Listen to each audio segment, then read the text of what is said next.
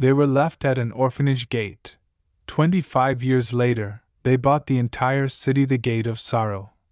The night was unusually quiet for the outskirts of Marlborough, a dusty town tucked between dry hills and fading memories. The wind rustled the thorny bushes and carried the cries of two infants, twins, wrapped in nothing but torn cloth and desperation. They lay in a woven basket at the rusty iron gate of Blessed Mercy Orphanage, a place where forgotten children were given just enough love to survive, but never enough to thrive. Sister Agnes, a stout woman with tired eyes and cracked heels, heard the cries as she finished her midnight prayer. She opened the orphanage door, holding her kerosene lamp high. Her face froze when the light fell on the tiny bodies. She rushed forward, her heart pounding, knelt, and unwrapped the cloth around them. The boy had a strange birthmark shaped like a crescent moon on his shoulder, and the girl had deep, knowing eyes, too wise for a newborn. "God have mercy," she whispered. "Who would do this?" There was no note. Just two names stitched onto the tattered cloth, Zuberi and Zuri. 10 years later. "Zuberi! Zuri! Come back here!" The twins darted through the dry orphanage compound, laughter mingling with the scolding voice of Mr. Matata, the strict caretaker. Zuri, always faster, climbed the mango tree with ease, her skinny legs gripping the bark like a lizard. Zuberi followed with a grin, even though his shirt was torn and his sandals mismatched. "You're going to get us whipped?" Zuberi whispered. "And? We're already used to it," Zuri replied, tossing a mango at him. The orphanage had grown more crowded over the years, with fewer donors and more mouths to feed. Zuberi and Zuri quickly became known as the clever troublemakers, the ones who stole bread from the kitchen and gave it to younger kids, who tricked Matata into chasing his own shadow, and who dared to dream of a life outside the tall walls. But Zuberi was more than a troublemaker. He was brilliant.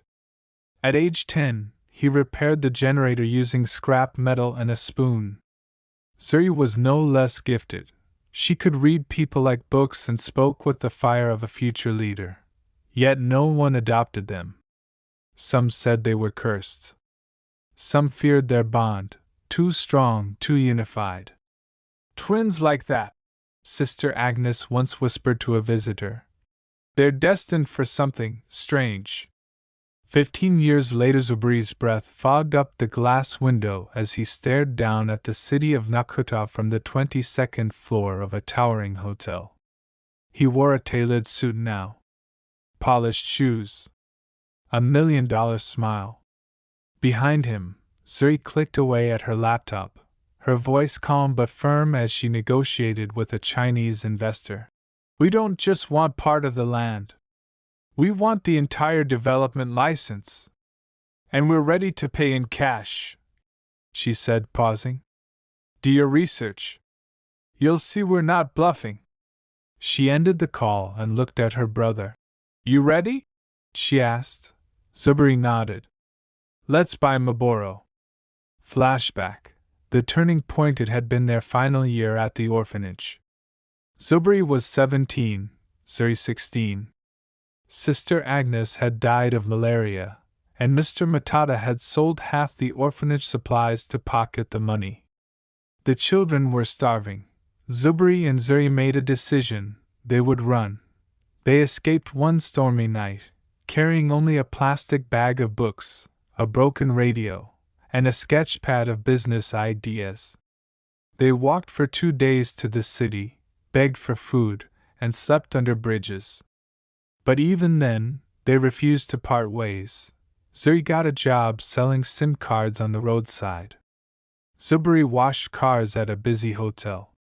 At night, they read books in public libraries and learned from discarded newspapers. Zuberi began fixing phones, then computers. Zuri talked her way into a free coding workshop. Their breakthrough came when Zuberi created a low-cost water purifier made from discarded plastic and minerals. They pitched it to a youth innovation program, and won. They were only 19 and 18. With that first grant, they built a startup called Zuriberry Solutions, a blend of tech, clean energy, and affordable products. From there, everything snowballed: investors, partnerships, viral documentaries, then global recognition. Present day, return to Marlboro. Marlboro hadn't changed much. The roads were still dusty, the buildings tired. But the twins rolled in with a convoy of black SUVs. The townspeople gathered in confusion. Was it a politician? A movie star? When Zuri stepped out, tall and elegant, and Zubri followed, calm, commanding, the town gasped. Is that? It can't be! But it was. They went straight to Blessed Mercy Orphanage, now barely standing, the gates still rusted. Inside, the few remaining children stared in awe. Mr. Matata, now gray-haired and trembling, stepped forward, unsure. You came back? He whispered. Zubri didn't answer. He simply pulled out a bank check and handed it to him. That's to retire and leave. Permanently, Zubri said coldly. And this, Zuri said, holding a folder, is the deed. We're buying the orphanage, the surrounding 10 acres, and every crumbling building in this town. Why? A villager dared to ask. Revenge? Zuri looked at the children sitting in torn clothes under a tree. No, she said. Redemption.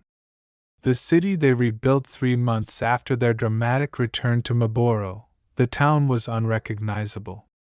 Where there had once been dust and despair, there were now bulldozers, architects, and surveyors moving in every direction. Zubri and Zuri had assembled a world-class team of engineers, environmentalists, and social development experts to turn Marlboro from a forgotten village into a symbol of transformation. They didn't just rebuild buildings. They rebuilt hope. The blueprint of a new Marlboro. Zubri stood before a massive digital map inside their temporary site office. Around him, drone feeds projected real-time footage of construction zones. Phase 1 is the clean water system. I want every household to have access, he said. Done, replied Musa, the project lead. We're digging boreholes and laying underground pipes already. Phase 2, Zuri added, entering the room, is education. The new Marlboro Academy must have labs, digital libraries, and scholarships for all orphaned or vulnerable children. She tossed a blueprint onto the table. And Phase 3? A consultant asked. Jobs, said Zubri. Tech hubs, agricultural programs, and microfinancing for local entrepreneurs. They weren't just pouring money in, they were creating systems. Shadows from the past, but money and plans could not erase pain. Late at night, Zubri often stood alone on the old orphanage rooftop, staring at the stars. He remembered the nights he and Zuri had cried from hunger, the beatings from Matata, the cold mornings of shame when donors came and chose other children. Zuri found him one evening, holding a tattered photo of Sister Agnes. She was the only one who ever believed in us, he said. Zuri nodded. Let's name the academy after her. Zubri turned to her. And what about justice? For Matata? He didn't answer. He didn't need to. They both knew what the man had done, stealing food, abusing children, selling donated items. But they also knew that dragging him to court would only distract from the bigger goal. Instead, they made a different kind of statement. Every plaque, every building, every public structure bore the name of the forgotten children, the ones who never got out. The city responds at first. The townspeople were skeptical. Then awed. Then ashamed. Old men who once called the twins cursed, now bowed when they passed. The same children who had mocked their rags now brought their own children to Zuri's free clinics and Zubri's mentorship programs. people began returning to Marlborough from neighboring towns. Farmers started selling produce to new restaurants. Students passed national exams for the first time in decades. The town had electricity, clean water, and Wi-Fi. A city was being born. The global stage. International media soon arrived. CNN, BBC, Al Jazeera. Even Netflix expressed interest in a documentary. "How does it feel?" a journalist asked them during a televised interview. "To come from being abandoned at an orphanage gate to owning nearly 90% of the land in the city you were left in?" Zuberi smiled, but it didn't reach his eyes. "It feels like a duty," he said. "We didn't buy Marlborough to own it. We bought it to give it back." "And what about your past? Your pain?" Zuri looked straight at the camera. "We don't deny it. We carry it. But we chose to transform it into fuel. That's what power should be, for healing, not revenge." A familiar face one afternoon, as Zuri was reviewing school construction updates, a woman approached slowly, her face veiled. The guards tried to stop her, but Zuri waved them off. "Do you remember me?" the woman asked, removing her veil. Zuri blinked. Her throat tightened. It was the cook from the orphanage. A kind woman named Walima Esther who used to sneak them extra beans when no one was watching. You stayed silent back then," Zuri whispered. "I was afraid. But I never stopped praying for you." Zuberi arrived and froze at the sight. The woman reached into her kitenge bag and pulled out a piece of cloth, faded, but stitched with two names, Zuberi and Zuri. "This was left with you," she said. "I kept it all these years." Tears welled in Zuberi's eyes. "Do you know who left us?" he asked. She hesitated, then nodded. "Your mother was a house help. She was threatened. The man she worked for, he made her leave you. But she died during childbirth. I buried her myself." The twins stood in silence. That night, they wept for a woman they never knew, but who loved them enough to stitch their names, even as she was dying. The celebration a year later, the new Sister Agnes Academy for Orphan Excellence opened its doors. Dignitaries came. So did international news anchors. But the guests of honor were the orphans. They wore clean uniforms, held laptops, and stood on a stage where Zuberi and Zuri had once stood, barefoot and bruised. "We were left at a gate once," Zuri said into the microphone. "That gate became our beginning, not our end." Zuberi stepped forward. "And today, we open the gates for you. Because this city is yours now." The crowd stood. Applause thundered. Even the sky seemed to join, as a soft rain fell over the dry land, like a blessing long delayed. The city of light 25 years after being left at an orphanage gate, Zuberi and Zuri no longer owned a city.